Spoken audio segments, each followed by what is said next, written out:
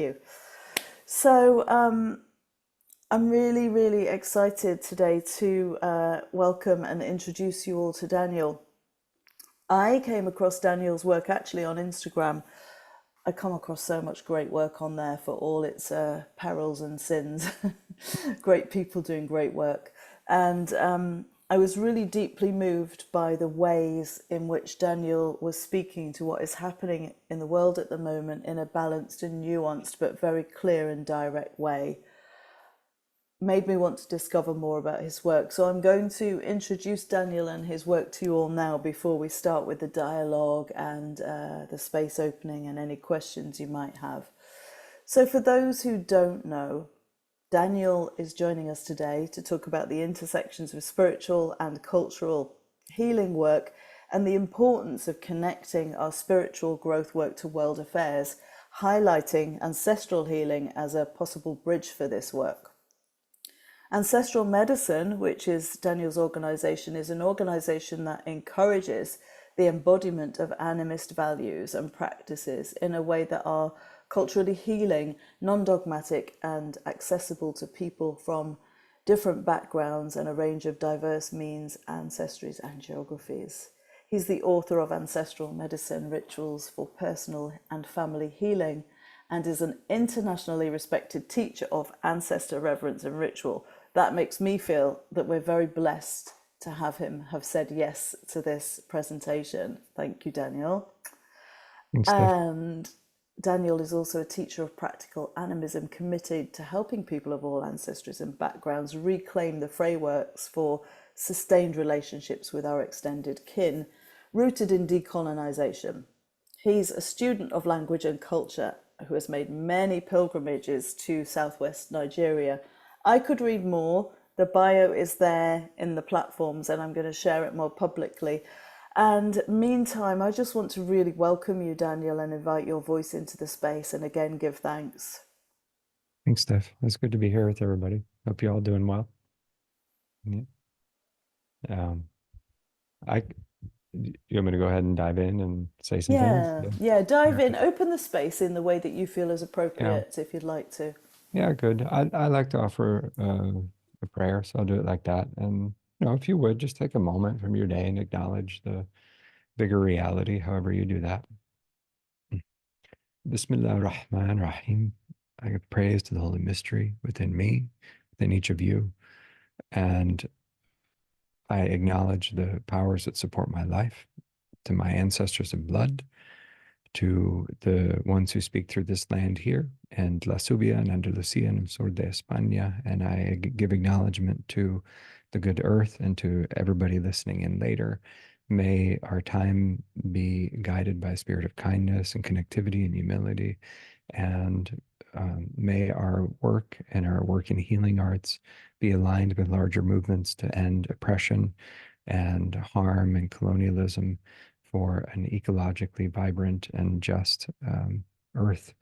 So, with that larger intent, may the tech hold, may the time be connected, and may we get something good for our lives from this hour. Thanks. Amin. Ashe.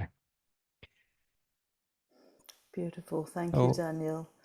I see yeah. Dee online. I actually just want to acknowledge Dee because my friend Dee also introduced me to your work, and she's based in Belfast, so she's also Oh, been great. promoting your sharing over there in Belfast. Oh, great. Yeah. Indeed.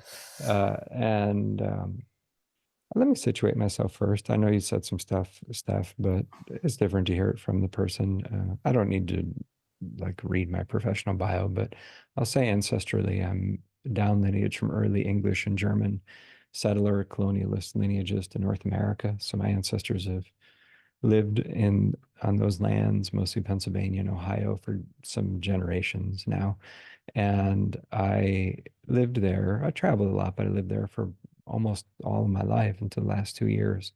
And my wife and our two young girls now live in southern Spain, uh, it's been a good choice for us. I could say a lot about the US and all that, but I'm a professional ritualist. I've been studying religion, spirituality, and all that for all of my adult life. And I happen to have a PhD in psychology and have worked as a therapist, but mostly I'm like a teacher, priest, ritualist person who's into history and culture and how we do better for the earth because, oh, wow, we're really having a moment where the humans are making some unhelpful choices on the whole.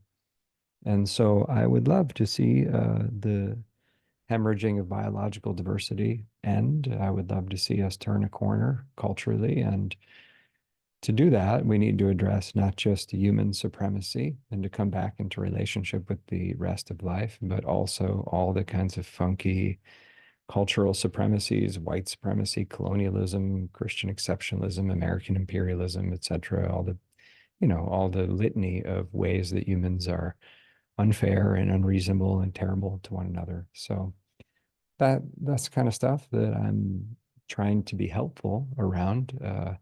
And what I would say is that it's important to have a clear diagnosis of what's happening because that will inform the treatment. But a diagnosis alone is not sufficient.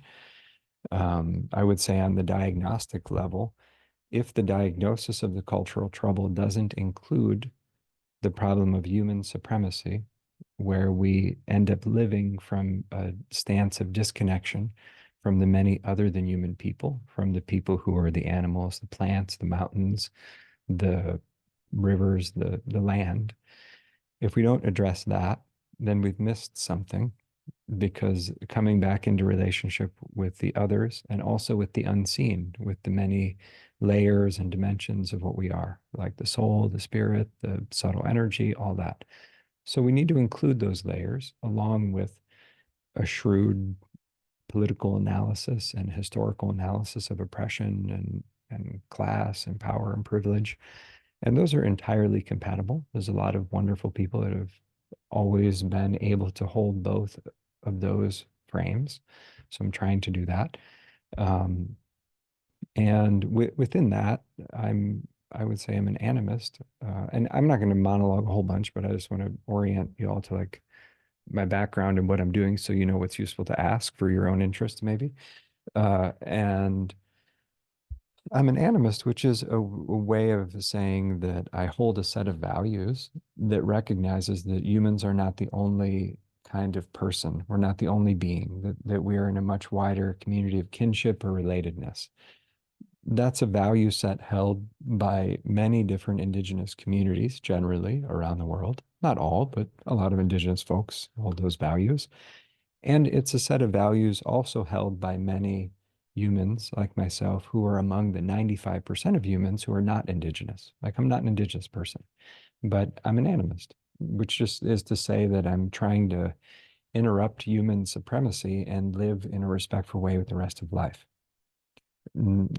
And within that, so I teach to those things some, and within that, I'm I have one specialization is work with the ancestors, with the human dead, and so I've developed, like really received from the spirits, but fleshed it out, an approach to working with blood lineage ancestors that I call ancestral lineage healing, and I've been guiding that since 2004, and wrote a book on it, and that came out in 2017, and it's nice. It's been translated into almost a dozen languages now, which is nice, and I have a whole training program to teach people how to guide those practices for others and all that. But that body of practices continues to be really satisfying because it's helping. Like we have a course starting tonight in that, and I enjoy it because it's ritually effective. The part of me that's just purely into like results as a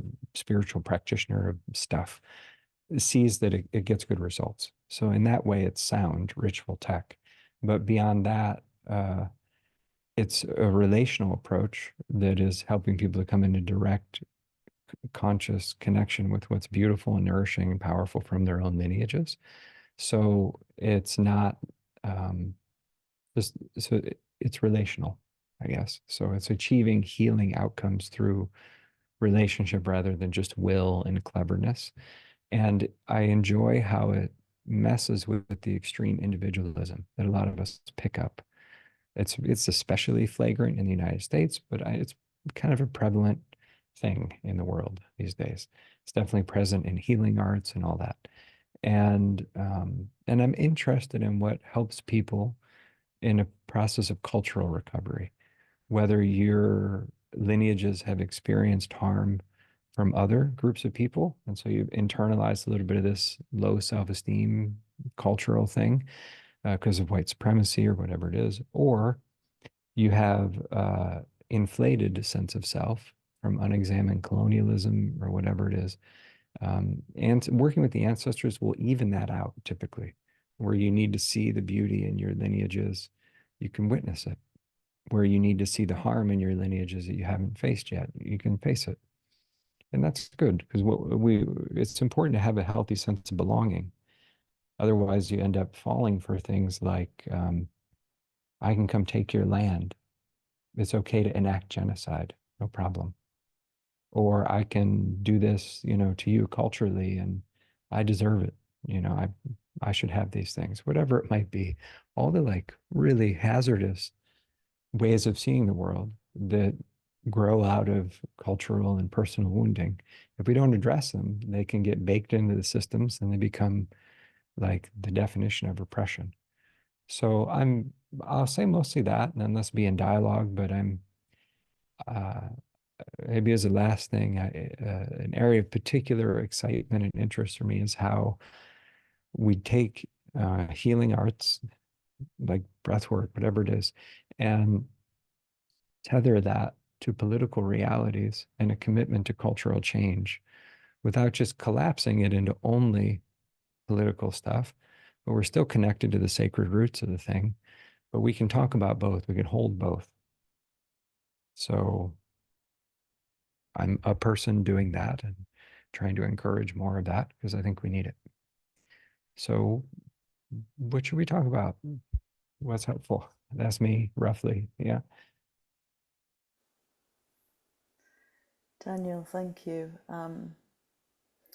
I was really just moved by those two descriptions of internalized low self-esteem from unrecognized or unaddressed kind of colonizer guilt, and the opposite of that, the self-importance that comes from the entitlement. And like you, I feel it's really important that these healing practices and modalities have a bridge where we realize that, we can get very lost in just doing it for ourselves, coming from the premise that we're broken. And then everything is about fixing ourselves or fixing others. Whereas when we then take it out into the world, to find that balance is super important. So I'm wondering if anybody else who's just heard any of that frame has anything that really stood out for you that you'd like to speak to or ask about. We want this to be a really open dialogue. Yeah, good. Thanks, Steph. I mean, I can talk and talk, but I enjoy myself most in interaction with teaching. So, and if you have something that feels kind of edgy, or I don't know if I should ask that, you ask it. It's good. It's more fun that way. It's how we learn. Um, Steph, I'll ask a question if that's okay. yeah. Please, Hi, Andy. Daniel. That was yeah, really great to just meet your work. And I do workshops that raise money for a tribe in Brazil called the Yawanawa. And I'm Mhm. always wrestling with this idea that I'm essentially a white middle class man in Cheshire, Stockport, Manchester, putting on these breathwork circles, and without trying to use these technologies as a way to put these workshops on, but almost to try and raise awareness for people who need it the most, which is kind of cultural preservation. And I'm just asking a question: is how can I best frame my work to support the communities that I'm serving? The word that comes to mind is solidarity. It's a word that has a good association for me. And to see, I guess I, I'll give the less filtered or less careful response first, and then we can unpackage it.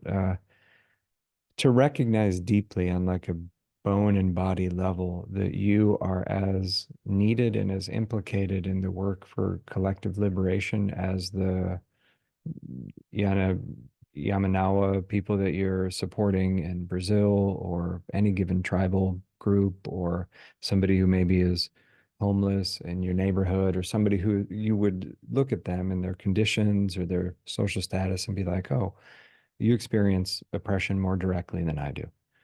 And there's a truth to that. And it's important to not be in a savior kind of mindset. And so, or like, I'm sure you've heard people be like, don't be the white savior. And yeah, don't be that guy. That said, if you are in a stance of solidarity where you're like, your well-being is connected to my well-being. I suffer in my own ways, you suffer in different ways. You have richness culturally that I don't have growing up in the UK or wherever you're at. And like imagining an interaction you're having with the indigenous folks you're supporting. So you can see the richness they have, and you might have more access to resources, but the systems in Brazil that would pollute the waters, deforest the land, assassinate indigenous tribal leaders, those same systems are tied to the weapons manufacturers in the UK, to the global capitalism that makes use of those forests that got cut down, and all of it. So when we see that we're entangled in the same bigger struggle for just conditions, then redirecting resources to people in the global south or helping indigenous folks based on what they say they need and what would be helpful to them, that's great. That's work of solidarity. That's work of saying your liberation and my liberation are entangled. Let us work together. So I think that the first thing that occurs to me is like really feeling the distinction between saviorism and solidarity. Yeah. Does that, and maybe that's already really familiar to you, but that's the first layer of the response. Does that land? Yeah, thanks, Daniel. I think it really landed for me when you were explaining the loss of aliveness in our culture, which actually I've never really considered before, in terms Yeah. of the ritual, which is something that which I mourn for, which I've never Yeah. grown up with. So Like that really where helps me. you're in England, yeah? Yeah, yeah. What's your local river? The River Goit. The Goit, yeah. And do you know the name of the local river with the tribal group that you're supporting? Oh, sorry, we're talking about Brazil now, or we're talking about in the UK? Sorry. I was asking you about the UK, but then I'm asking you also about Brazil. Yeah. Yeah, so the local river is the Goit, and in Brazil it's the Yawanawa, and they're the Okay, part of Brazil. great. And so I can only make the leap to assume that the people you're supporting have some kind of ritual and honoring and relationship with the waters there with the river, that they'll do some kind of like acknowledgement and their in conscious relationship, not to mention all the other beings and the plants and the animals and the sun. But let's say, talk about the water spirits. Where I would like to see us get is where the Goit, the Thames, the whatever the river might be, is a river that is given as much reverence ritually in a sacred way as the rivers in Brazil, still tended to by the indigenous people. So the question that preoccupies me is, how do we have white British people or Americans or whoever it might be, or Australians, people who have ancestrally participated in exporting a kind of harmful colonialism that first it started with Earth disconnection at home. Um, what interrupts that? What brings us back into relationship with, like, there are people in, whether it's the Ganges or some of the rivers in Aotearoa in New Zealand or in Bolivia, where the rights of nature movement is legally institutionalizing the personhood of these other than human people. So this river is a person. This river needs the same legal protection as a group of humans, and it warrants that same level of care and consideration. And that's great. And may that extend to the Thames, and may it extend to the Danube. And how do we normalize uh, European, for example, and not only, but this, fair amount of European ancestry in the mix here. How do we normalize that um, kind of behavior that's openly reverencing our relatedness with the waters, the land, etc. That's a kind of cultural richness that the folks you're supporting have that you may not have because they're growing up in a more animist relational environment. And so, in that way, we have things to learn from one another.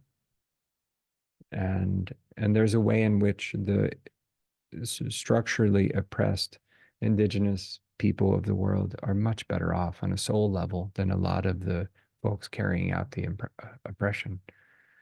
It doesn't mean that like we don't need to fix the oppressive systems. It just means like how do we see value and richness?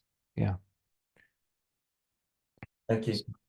Yeah. Thanks. Thanks for your good work, Andy. Good. Others? I see somebody asking with curiosity in the chat, Stephanie, about I only know my grandparents and um, even they died young. How do I start with the ancestors? It's a big, good question. For one, it's not necessary to have any knowledge of your family history in order to have profound, direct relationships with your ancestors. Some people will never know the names of their parents. They're adopted, they're orphaned, it's in vitro fertilization, whatever it might be. And they can have profound, direct relationship with their lineages anyways. So historical knowledge, whether you have a little bit of it, a medium amount, or a lot, can be helpful, but it can also obscure, obfuscate the bigger mystery of the ancestors. If you're at the beach and you're looking at the water and you're like, oh, it looks like this, it's kind of windy, there are waves, the water's cold, I understand the ocean. Like, I got this. Well, all you can really see and know about is what's right in the 30 kilometers or whatever is right in front of you. You don't know what's happening 5,000 kilometers out from where you're at. And it's like that with the ancestors, that the vast majority of our ancestors for each of us are before remembered names and faces and stories and all that. So when we relate with the mystery of the ancestors, what most people on earth are referring to is that bigger collective wisdom of the species and the way that it finds expression in our lives through particular pathways, whether that's a pathway of blood or the pathway of a spiritual lineage or the pathway of the ancestors of the land where we're living, or some cultural lineage of painting, or you love cooking a certain kind of food, so you're connected to all the people that cook that food. You're reciting some verse from a sacred text in the same way that the thousands of other people before you recited it, whatever it might be. So we're connected to the ancestors in lots of different ways, but it's not just the recent generations of deceased people in our bloodlines. Yes, respect to them. There's a whole way of working with those ones that requires some caution and is like, we could unpackage that more. But the main big thing is to first say that you don't need knowledge of your blood lineages in order to dive into ancestral healing or repair work. You really don't. There's adoptees who are practitioners of the work and guide that for others. So it's not a disadvantage. In some ways, it's a kind of advantage because you are less likely to project a bunch of stuff onto the much older ancestors because you don't have anything to project besides an abandonment feeling, maybe, or a feeling like you don't know anything. But yeah, so there's a leap of trusting our ability to know and directly experience a bigger field or type of energy, bigger network of energy. It's very human and accessible and doable. Yeah. Good. And then the people you do know, the last few generations, let's say it's just your parents and grandparents, once you've connected with the bigger energy behind them, a really cool thing happens to your relationship with those recent ones. Because there is a way in which they are one on-ramp or connection point to that bigger energy. So the ancestral healing work is also about helping them to get the healing they need. It's service oriented. It's not inner work primarily. It's relational work with the ancestors that has the byproduct of being personally helpful. Yeah. Good. Anything else? What should we chat about? Anything, Could I, Steph? Yeah, go can ahead. I'm really interested in your ritual making, and just I feel like as a culture, I'm in the UK as well.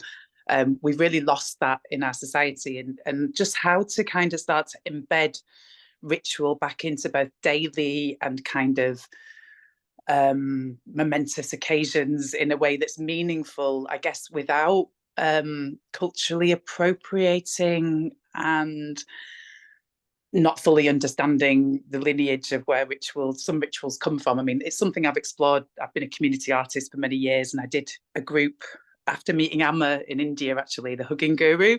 I got Yeah. really inspired to do a thing that was called Objects and Sculpture and Ceremony, and we made these objects and we ritualized parts of people's lives that were not acknowledged, and it was so powerful and so beautiful. But that was many years ago, and it's something that I ebb and flow with in my own life. You know, I begin to get disciplined, practice it, and I find that my life is richer for it, but I find it difficult to maintain. And I just wondered if you could speak a little of your practices and Sure. do I that. can speak to it. For one, I was born and raised in like suburban Ohio in a middle class, super white, kind of uneventful in its own way family. And so I wasn't raised with any ritual, anything until I was a teenager and sought it out. Combination of like books on shamanism and LSD did me right. And it just set me on a path of like investigating some things. And the so it's learnable, is what I mean. And now I teach ritual arts and have for some years as a vocation and a calling. And I can hang with and talk shop as a colleague with the ritualist anywhere on earth. We might have very different styles, but we will share a common language to some degree, in the way that like two people who are beekeepers will have things to talk about if they meet each other. Yeah. And so it's learnable first. Like I have a course called Foundations of Ritual. There's another full-length course called Initiations, A Life of Ritual. The Foundations of Ritual course we get into, I'm saying it's not from a self-promotional place about those courses, but it's how I organize a response. The course is a response to your question. So we talk about things like the key elements like intent, boundaries and protection, actually making connection with other powers. What do you do once you've made connection? How do you sustain those relationships? How do you regulate intensity and transformative energy? How do you like, what do you like? So what do you do? What are the elements of a ritual? And what do you do? Like, what are the kinds of things that can play out? That's like the foundations, like what are the ingredients in the kitchen? That's that course. The another lens when the initiations, a life of ritual course is looking at the lifespan as an initiatory journey and actually applying developmental psychology basically to the different stages. Like being born is its own kind of ritual of like crying out and actually recognizing we're dependent, we have needs. And then like childhood, we have a 3 and a 6-year-old in the house, and there is plenty to work with around boundaries and no and power and struggle and everything like that. And I know a lot of adults and nations even who haven't worked those things out very well. And so we can look throughout our whole lifespan at the different developmental ordeals that the world brings us and see that they are drivers to develop certain capacities. And those capacities are have their own body of ritual tech around them. There's a whole body of ritual practices that are about seeking clarity about your destiny. So how do you get clear on a soul level what you're doing? Rewiring the connection between your idea of who you are and your deeper soul layers of what you are. There's a whole body of ritual that's about defending what you've been doing once you've been doing it. You're not lacking clarity. You're not lacking purpose. You're on point with your destiny. You're just being attacked, actually. And so now you have to defend it in the unseen and the seen. And so there's a whole body of practices or like protective, like defensive magic. And you didn't need them until you had something to defend. But now you have something to defend. So suddenly this whole, you unlock this whole other domain of practices because there's a need. Ritual comes alive when it is driven by necessity. If you want to have your rituals be dynamic, identify what the actual need is. And then the process of responding to that need will, you bring whatever skills you have to it, but the more you're really connecting with that need and responding to it, the more you're going to at least have available energy to work with. So ritual, there's no practice in that way with ritual. There's only, it's very Yoda-like. It's only doing. You can't practice it. I mean, you can, but it's going to be flat until you actually have a need that you've logged on to. Beyond that, ritual is, you can define it in lots of ways, and there's lots of more elaborate and more simple ways to talk about what we mean by ritual. And all of those have their different truth and elegance to them, but a lot of it is about directing intent in a certain direction, like focusing intent or will, and holding an awareness of the visible and the less visible layers of reality while you're doing that, and trying to realize a thing, trying to make a thing happen, whether it's a big cultural thing or a specific personal thing you want to realize, like a prayer. So yeah, people come at it differently, but the underlying principles are there. It's learnable also. And about appropriation, because I think, Steph, I want to acknowledge that thread in there. Did you want to speak about that? I think we might as well do that now. And then I Yeah, know please do. Dee had a question. Is there a part of it you wanted me to speak to? I mean, you said you had a question. I might as well dump all that on the table and see yeah.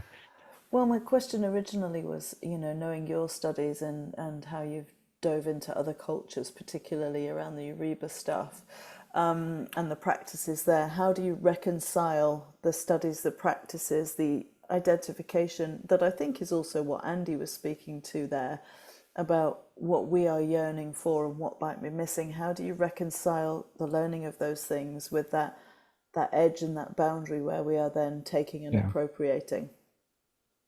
Look, I'm from the US. I have spent a lot of time in leftist circles. I could totally replicate that view of cultural appropriation that arises out of that cultural understanding. And I agree with a lot of it, but there are other parts that I strongly disagree with. Assuming I'll say what I disagree with as a way to highlight what I do agree with. For one, I do not have the idea that everyone needs to perform their ancestral culture, that Black people need to do Black people things, white people need to do white people things, Asian people need to do Asian people things. And we need to take the harmful racialization project that especially developed in Europe and the Americas to justify enslavement and genocide. We need to take that project, we need to reinforce it by saying that these are the different races and everybody needs to racially behave according to those categories. That I'm teasing out the underlying assumption there, because that view alone is quite toxic. It's not transformative. It's a attempt to correct the system with the same poisons that the system is made out of. And so, and not to mention the fact that there are millions and millions more beautifully multiracial people on Earth, and the categories are not that neat and tidy about this fictional idea of races. So that fix, when it's based in purely identitarian US politics that everybody needs to perform their appropriate racial category, that's not helpful. Not all, but many, if not most cultures on Earth have intact ritual systems, have enough self-esteem that they understand that what they're doing is potentially valuable to people of other backgrounds. When I go to Yoruba elders in Nigeria, there's no confusion that I'm ethnically Yoruba.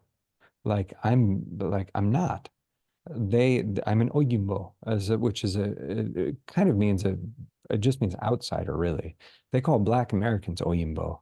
It really hurts their feelings sometimes, because people think it means like white person, but it means like a not Yoruba person.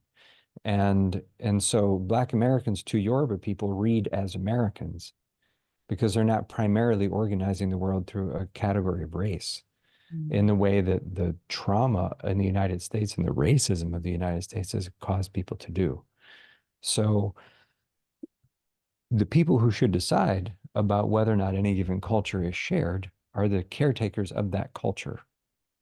So my Yoruba elders can decide if they want to teach a white person or a Black American person or a Black Igbo person or whatever, their traditions.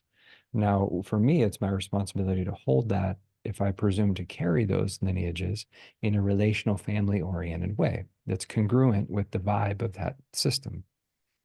Other people who don't understand why Yoruba people would do that could have a reaction to it. So I've had white Americans offer to explain to my Black Nigerian Yoruba elders why they shouldn't teach me their traditions, because they're not performing their own culture to the standards of white leftist politics. I'm like, you're so rude. So in that vein, I think that Americans especially sometimes are unaware of how deep the trauma is. And it's deep in the US. And so the attempts to correct that, which are really important attempts, sometimes unintentionally replicate it. In general, I find that knowing and loving and being in relationship with one's own ancestors gives a person more of a footing from which to participate in cultures that are not of your blood ancestry. Because you will not be trying to consume in a hungry ghost way somebody else's traditions, because you know that there's worth and beauty and dignity in your own ancestors. I love my ancestors. Like I'm at peace with who I am. That doesn't mean I want to be a Lutheran farmer. I could dig farther back, but I'm also, I love the older earth honoring ways of my European ancestors, but they're fragmented because of Roman Empire and 2000 years of Christianity and all kinds of things that happened. So I'm a practicing Muslim and I'm an initiated Yoruba traditions, and neither of those are of my blood ancestry. I mean, maybe way back there's a Muslim somewhere, but probably not even. And it doesn't matter. We don't have to perform what our blood ancestors did. I'm doing right by my ancestors to go where I can cultivate my soul level development, because that's the priority. They don't need me to replicate what they did. They're more interested in truth and appropriate use of power than they are of some identity that needs maintained. So, yeah, I say that because I less now. It seems to have died down a bit. I think maybe I want to naively believe that the left in the US has realized that things like genocide are more of a priority to focus on than everyone performing their particular racial category. But that said, there's a lot of rude and at times outright harmful appropriations that do happen of indigenous cultures and systems. And so I'm not saying those things don't happen, but they aggravate old pain that is structural pain around systems that are still unjust. Yeah. So if we actually had structural fairness, where people of color and indigenous people got their land back and there was actual equality, then when those other rude things happened, the people of color could just be like, fuck off, you're being rude. And then it would be, that's that, because there's not this underlying systemic oppression that gets aggravated.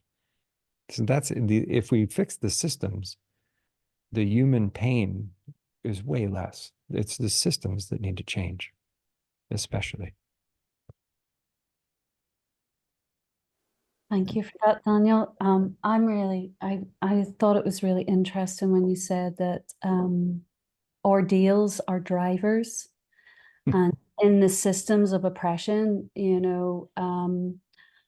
I'm really interested in how we can create a space for personal safety You know, if we're doing like a breathwork workshop or a workshop for people who've experienced trauma or oppression, how we can get the balance between creating a container for transformation in our physical form, and I've been doing this dance really between how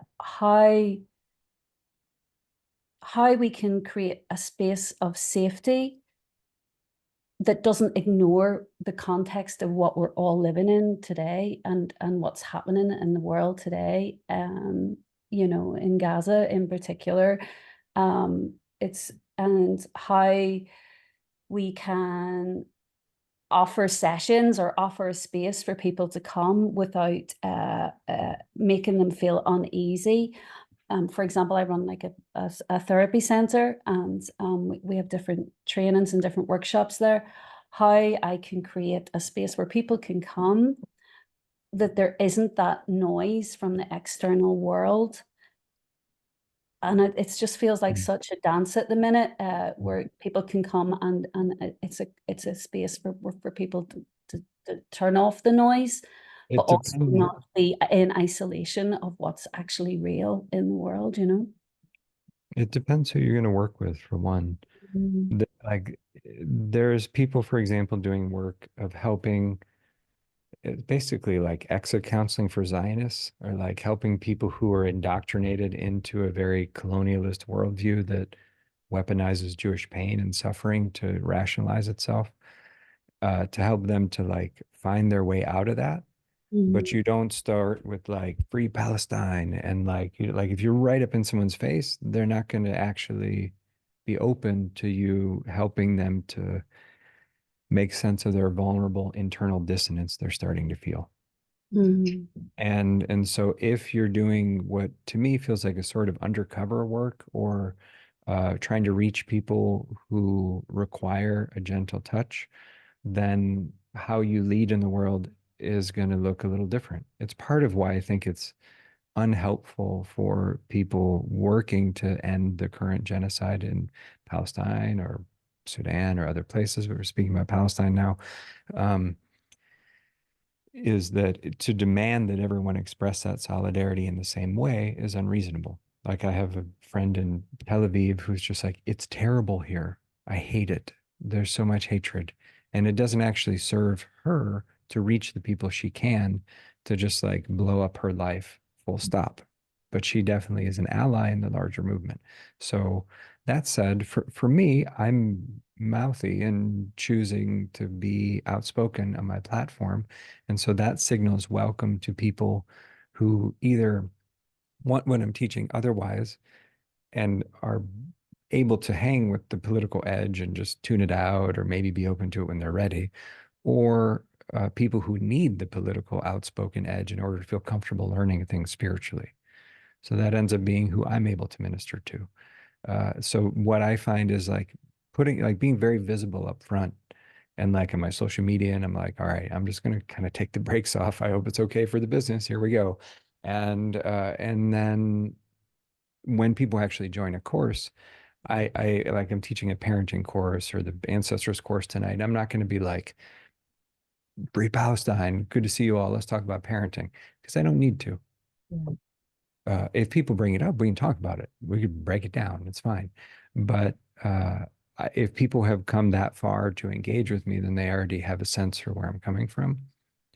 And, but, genocide is messy. Colonialism is messy. It's messy not only for the people dying and directly impacted, it's confusing and disorienting and agitates all of our different loyalties and safeties and everything relationally as well.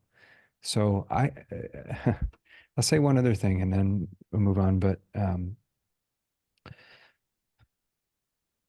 we should chat about Belfast. You would appreciate this. Somebody made are you from Northern Ireland, Dee? Yeah, Belfast. Yeah. Somebody in our team made a flyer for the event. It just said Belfast, Ireland. Like, I love your flyer personally, but I think you should put Northern Ireland in it if you want that to really play well. but they Or maybe not. or not. I'm like, like blast the Yeah. kneecap and the Oh, anyway. yeah. So you're coming in October, right? I am, yeah. Yeah, we're Uh, looking forward we're going to that. be yes, the north of Ireland. We'll be in the Hotel Europa, is where the workshop is. It's actually Mhm. has its own history, but as I'm sure you know. But anyways, what was I going to say? I feel like I lost the thread there. Shoot. Hmm. Well, it'll come back if needed, I guess. Can I just say that I Please. really admire both Steph and the way both of you have used your platforms. I don't think it's been shouting. I think you've been very gentle and informative, and because it feels almost as though a lot of people don't feel safe enough to speak, and it takes courage sometimes to speak for the people that haven't got a voice. And I just have real respect for that. So thank you for I remember what I was going to say too. everything. I feel like it's important if we actually want to end the occupation in Palestine, for example, to Mhm. have broad coalitions of people who might not agree on everything. Mhm. I say that because sometimes, especially the American left, can get so puritanical on Mhm. its on a process level, where it's like we agree with only 9 out of 10 things, therefore I need to crush you on social media, and it's totally distracting from the actual killing happening. There's Yeah. a need, if we want solidarity, which is what actually brings about change, there needs to be broad coalitions. We need to be able to have a little bit of tolerance of difference to agree on things to actually get anything done. If you just want to be right and get all the like adrenaline rush and attention of being right, Mm. that's fine. You're not going to be an effective organizer. Yeah. And so that's definitely on display with Palestine as well. So Mm. yeah, thanks, Dee. That Good. diversity is essential, isn't it? It's a Yeah, component of everything. yeah. Thank you. Thanks, Dee. Good. Shabazz has been waiting patiently Yeah. with a question there. Yeah, great. Hi, Daniel. I just wanted to ask your opinion on. I know it's a big question, but just give me your opinion. I just wanted to know, like, where where would you advise to start when trying to deal with generational trauma for the Israelis and the Palestinians? Where would you start? Yeah. Uh, Personally, I would say um, it's always my habit to want to start where we have an in, where we have a connection to the thing. And so my connection on a body level is with white supremacy and Christian exceptionalism. Like the elephant in the room of what's happening is that most, like, the problem is Zionism, and Zionism is a form of colonialism. And so the problem is colonialism, really. And Israel is a settler colonialist state that was created as a out of the disaster of World War II. And um, but the vast majority of Zionists on earth are not Jewish people. They're Christians. And so the vast majority of Christian Zionists are white evangelical Christians. And so the Christian Zionism is something that I ancestrally have like a karmic tie to, even though my people weren't like super Christian or whatever necessarily, or they weren't like outwardly preachers necessarily that I know of. There, some I can feel them. Some are like I was. Most of them weren't. And but that creates a body level connection to the mess. I feel a connection also through being Muslim, but it's secondary because it's not a religious conflict primarily. It's a conflict between the settlers and the people whose land, the culturally diverse people whose land has been occupied with Palestinians. So, um, if we can identify in our own blood lineages the places where we know that pain personally, whether one's ancestors experienced enslavement or they committed harm toward others or they're exiled or whatever it might be, then there can be that sense of solidarity I was talking about with Andy, where it's not a foreign thing. Now I'm connected to it because I know in my body now the kind of thing that's happening. I have a reference point in my own ancestral stories for what's happening there. And that stance allows for a more healthy kind of solidarity to occur. And so for that, it's the ancestral lineage healing work. That's what I encourage. That's the way I approach ancestor work, is through a lineage-based approach that encourages connecting with older ancestors. But, in terms of the analysis of the thing, so I mean, I could take your question different ways. We could go back and forth a bit, but that's like the personal in level, is making sure that you can identify in your own lineages and your own cultures of origin things that are structurally like what's happening in Palestine, because it's not unusual.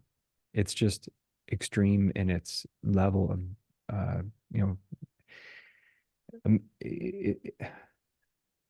it's such a flagrant manifestation of the whole boatload of colonialism and supremacy that it ends up being activating and re-traumatizing to people who've experienced colonialism all over the earth. And it's part of why it gets such traction, even though there's tremendous analogous suffering happening not that far away in the Sudan, because it's Sudanese people fighting Sudanese people with outside influences. It doesn't activate the same, it doesn't get the same traction. There's also racist reasons. It doesn't get as much coverage, but it's also, what's happening in Palestine is also a kind of case study for how unmetabolized pain through the Holocaust and the atrocities the Jewish people experienced for centuries in Europe at the hands of Christians, that unmetabolized pain then gives birth to its own kind of monstrosity. So it really serves the Christian colonialist powers to create this narrative that this is a fight between Muslims and Jews, which is just not the case. It is a divide and conquer strategy from predominantly white Christian colonialists to, like perpetuate and arm and fuel a genocide. The United States and Germany provide the vast majority of the weapons for what's happening. So is it their, so in your opinion, is it their trauma that's making them redo this over and over again? That it Parts of the world. that the at the end of World War II, it's the way it reads to me is like European supremacists who, like Christian Zionists, who are deeply anti-Semitic, because they have this view that if, the certain number of things plays out in Palestine, that all the Jews will convert to Christians. It's like, you look up Christian Zionism, it's a crazy kind of thing. But they also were like, we just can't stop killing Jewish people. You should probably go. Like Europe, after hundreds and hundreds of years of just flagrantly killing Jewish people, we just can't stop. So maybe go over here instead and have this whole, like, we'll give you the car keys for the colonialism project. And like, here's the map, here's the template. And Theodore Herzl is one of the founders of, early Zionists and founders of the State of Israel in many ways. Very in a self-aware way, is like, how do you do that colonialism thing? Like Balfour seemed to like have it dialed in Ireland. Could we have that blueprint? And so same project. Is that a perpetuation of, yes, it can be very directly and obviously linked to the Holocaust in the way that the genocide carried out by Germany becomes the thing that's invoked is in Jewish self-defense, even if that self-defense looks like committing genocide toward another group of people. So yes, in that way, it is a weaponizing of very deep and real pain and harm that happened. But is deeper than that. because that those atrocities in the Holocaust, it wasn't like the start of anti-Semitism in Europe. That's the like horrible culmination of Christians dehumanizing Jewish people for centuries in Europe.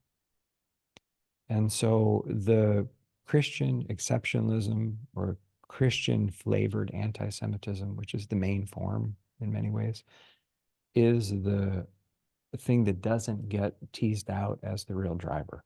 And it's still happening through the colonialist enabling of Zionism, which is one of the worst things that could happen for Judaism.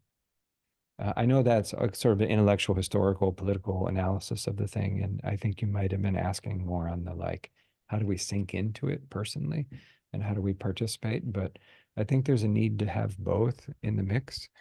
But on the personal level, it's understanding what are the ancestral traumas that I've inherited and what are the ways those could cause me to act in out of balance or even monstrous ways.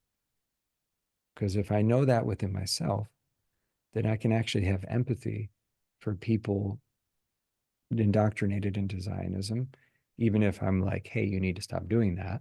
But you could it's not helpful in any way to dehumanize people, even if they're acting terribly. And so to not do that, we need to be able to see those same troubles within ourselves. Yeah. Okay, thank you for engaging with my question. Yeah, thanks. Thanks for bringing it. I know I'm sure there's something provocative in what I've said for at least someone. So kindness, if it has that impact, I'm open to, I know we're almost at time, but I'm open to softening or dialoguing some things out. But also it's kind of bleak, and the situation's worsening. The U.S. continues to send billions of dollars of aid. So I don't think we're even close to the bottom yet, because, that's the United States. U.S. is driving it. It's my country. On that uplifting note, Steph, anything that's helpful to... Food for thought. Food for thought. There's a lot that's been shared there, and thank you.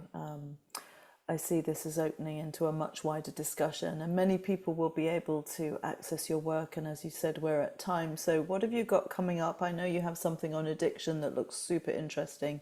Yeah. What other ways can people engage with you and your teachings, Daniel? Yeah, there's so many different things happening. We have a whole archive of online courses. There's 3 courses that are open right now. One that starts tonight. That's the lineage healing course. There's a course on practical animism that starts next week, which is all about earth reconnection. And then the possession, addiction, and belonging is kind of a more specialized short course next month on how common possession states are, how to recognize them, how to navigate them, how to not get stuck in them. And then there's a whole practitioner training to guide ancestral healing practices that starts in October. That'll be our 8th cohort. And then we have in-person intensives. We'll be in Budapest at the end of this month. Still some spaces there. And then there's spaces for the gathering in Ireland in October. And then in Palermo and Sicily in February. And, so we do in-person things as well. And a trusted friend is guiding a intensive in Scotland in July as well. So,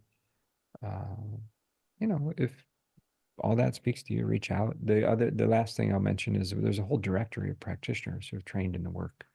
So the work, the ancestral healing work, is available in like 20 languages, and it's good. I really stand behind it, and it's a way of bridging personal practice into a bigger terrain of culture and history and all that. So. Thank you. Echoing what Kerry says there, a really deep lunchtime vibe. It's lunchtime for many of us on this screen, I think. Really, really grateful for your wise and tempered and knowledgeable voice here, Daniel. What's your handle on Instagram if people want to follow you there? Just Daniel Foor. Yeah. Daniel Foor, Foor. So please go look him up, and we can only do our best. We can only keep educating ourselves. And Andy, to go back to what you shared at the beginning, just keep coming into solidarity and allyship and calling into question our own assumptions and privileges and all of the things without going into deep guilt and shame about those things, which is not particularly helpful. Yeah, I'll say a very last thing just to weave out on that note, which is just to dive in wherever you are willing to dive in, because a desire to get it just right, or to be perfectionistic, or to not cause harm, those are good instincts. But if they prevent you from actually sort of getting in the water, then they're in the way of your learning. There's a need to crash around and participate. That's where all the learning happens. So do participate. How in whatever you're going to participate in, like, let it be experiential. Yeah. Super. Beautiful. Thanks On everybody. that note, we'll end there. Thank you so much for coming. We'll post the recording into the membership and other places. Daniel, thank you. Really, really Thanks, man. grateful. Appreciate you all. Have a good rest of your day. Thank you. Bye-bye.